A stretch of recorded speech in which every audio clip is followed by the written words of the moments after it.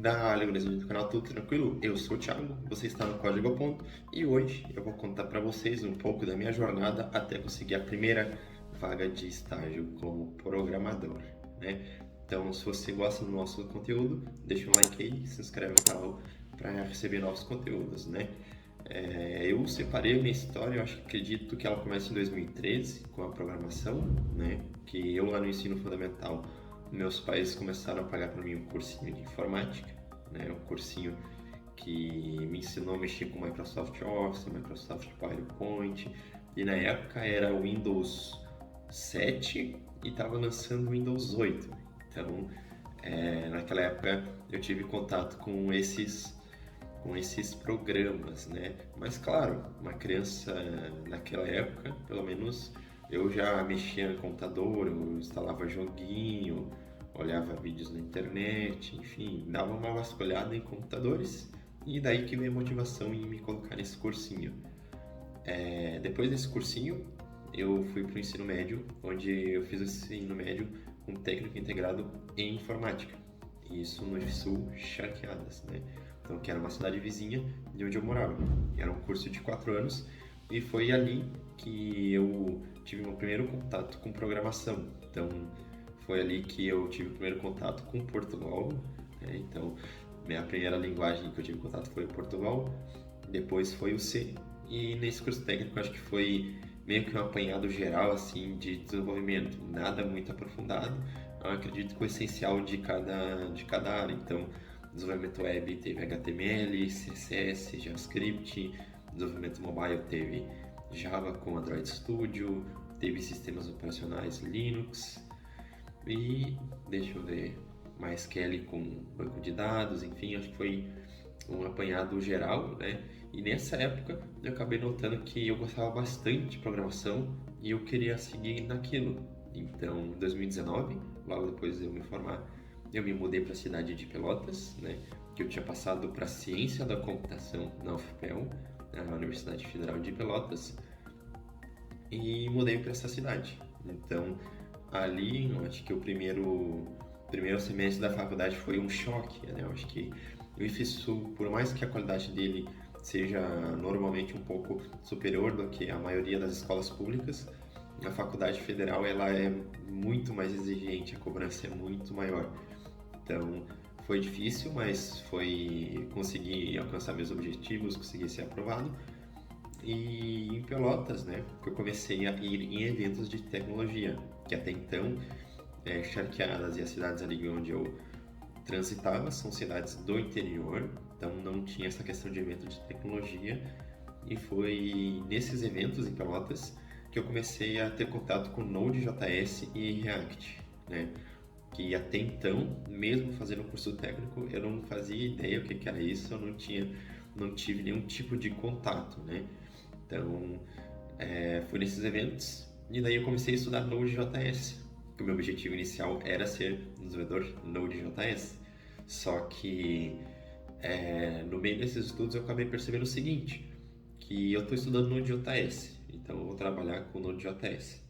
Se uma outra empresa trabalha com um back-end em Laravel, então eu vou ter que estudar Laravel. Se outra empresa trabalha com Java, trabalha com Python, eu vou ter que migrar um pouco meus estudos de linguagem, porque embora essas linguagens tenham muitas coisas semelhantes, muitas coisas são divergentes. Então eu acabaria tendo que estudar um contexto totalmente diferente. E aí eu comecei a perceber que é o seguinte, no front-end, se eu trabalhar com React, Vue, Angular, desses três principais eu trabalhar com pelo menos dois, eu acho que a grande maioria das oportunidades eu vou conseguir, porque são as três principais ferramentas de desenvolvimento web, isso na época era 2019, então acho que até 2023 continuam sendo as principais. E aí eu acabei migrando meus estudos. Então, inicialmente, minha ideia era ser um desenvolvedor full stack, né? Trabalhar tanto back-end quanto com front-end. E naquela época, front-end para mim era o que eu chamava de bicho de três cabeças, né? Que eu não fazia ideia de como colocar um elemento em determinada posição da página, como colocar uma estilização legal, assim, porque acho que do técnico, eu já tinha visto isso, do ensino técnico, só que era mais inicial, assim, sabe? Acho que não tinha uma grande exigência em questão de entregar grandes layouts bonitos, layouts bem feitos, então eu não tinha esse conhecimento tão aprofundado, então para mim era um bicho de três cabeças. Então eu comecei a estudar na internet, principalmente na Udemy. Tem um canal Traverse Media, um canal em inglês, aí eu fiz os cursinhos dele na Udemy, e foi dali que foi o meu ponto inicial para começar no desenvolvimento front-end. E nesse processo eu acabei mudando meu foco de novo, né? Então eu comecei com a ideia de ser back-end, depois fui stack, e então eu mudei a ideia novamente e foquei no front-end. Então front-end com React. Então comecei a focar naquilo e já naquela época eu tinha percebido que a faculdade não era o que eu queria seguir. Então a faculdade de Ciência da Computação ela é muito focada para questão de matemática, questões teóricas, né? E não era o que eu queria. Meu objetivo era começar a trabalhar, começar a ganhar dinheiro, começar a criar experiências profissionais. E isso a faculdade não ia me prover, pelo menos num curto espaço de tempo, porque era uma faculdade em tempo integral, então é uma questão muito difícil. Então eu já estava decidido que, olha, faculdade eu não quero, e na época era nenhuma, né? Hoje eu curso faculdade, mas na época eu pensava, olha, eu não quero, eu quero focar no mercado de trabalho. Então eu foquei bastante nos meus estudos, e nessa época eu fiz vários processos seletivos e recebi muitos, assim, ó, mas muitos nãos, né? Então acho que mesmo lá em 2019, 2020, tinha as mesmas questões de hoje, 2023. Vaga para iniciante é difícil e cada vez a concorrência ela aumenta mais, né? Basta ver quantas pessoas estão iniciando faculdade de curso de tecnologia todo ano.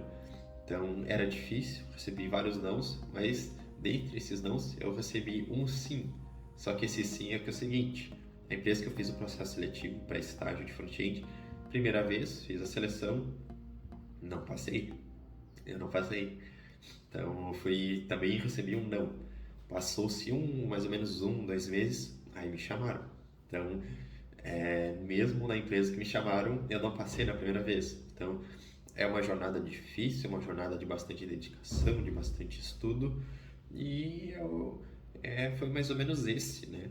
O meu caminho até eu conseguir a minha primeira oportunidade como desenvolvedor, né? Então, se tu for ver esse meu background, assim, de entrar na área, sim, ele demorou vários anos, né? Porque o curso técnico eu comecei em 2015 e o meu estágio foi em 2020, né? Então, acho que eu saí de um contexto onde não tinha esse contato com tecnologias, que eu morava no interior, né, numa cidade do interior, e até eu ir para uma cidade um pouco maior e ter esses outros contatos, eu consegui a minha primeira vaga de estágio, né? Então, hoje, com toda essa experiência, eu vejo, né, que daria para ter sido um caminho mais curto, né? Se naquela época eu tivesse a noção, assim, geral de que eu tenho hoje, mas também eu tenho que entender que era um contexto que realmente eu não tinha contato nenhum com esse tipo de tecnologia, que todo esse processo, por mais longo que ele foi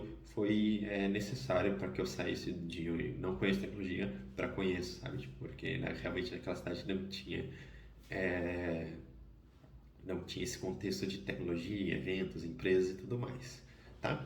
Então, é isso, gurizadinha. Então, o vídeo de hoje é isso, é mais um vídeo assim, acho que mais pessoal, saindo assim de tutoriais e dicas rápidas, então contando um pouco sobre a minha carreira.